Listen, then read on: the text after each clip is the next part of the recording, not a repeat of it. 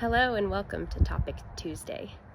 I'm actually going to piggyback off of the topic yesterday on Media Monday, which was about a Christmas parade float that was actually very, very demonic, and it went through a local parade here.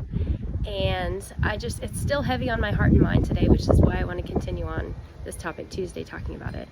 And this morning I actually read an article from the bar owner that did this demonic float. And he was surprised and shocked at the outrage of the community for what he was attempting to do. And he had this total innocence of, oh, I thought this was going to be fun, and I just didn't understand why people weren't okay with it. And really, so this whole thing was called Krampus, and the purpose of it historically was to be like a counterpart to Santa Claus, where this demon thing would drag naughty kids to hell and sometimes eat them alive.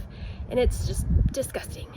But he's shocked and surprised that the community didn't think this was a fun tradition to add back into our Christmas parade. It was just shocking. But it reminded me just of how evil can creep into our communities. Or not really creep, it can just come in. And it's really up to us to be the ones to stand against it. Because if we don't, it's like when you're dealing with a narcissistic person. Those people, you can have boundaries up, but they'll manipulate you, and if you just budge a little bit, if you give them an inch, they'll want a mile. Or if you open the door just a tiny bit, they are going to barge right in, and they're going to bring a bunch of things on in with them. And it's just never a good idea when you're dealing with evil to start kind of softening toward it and going, oh, okay, I mean, yeah, everybody should be able to celebrate the way that they want to. There's no harm in that. And that's what they're trying to do. They're trying to soften us toward the idea. And I feel like Christians are very prone to be manipulated because we want to be kind and we want to be fair, and evil has a way of penetrating into Christian circles.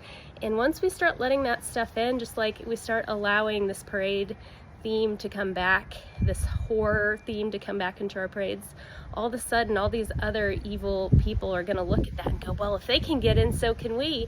And before you know it, there's nothing wholesome left for our kids. It's already getting to that point.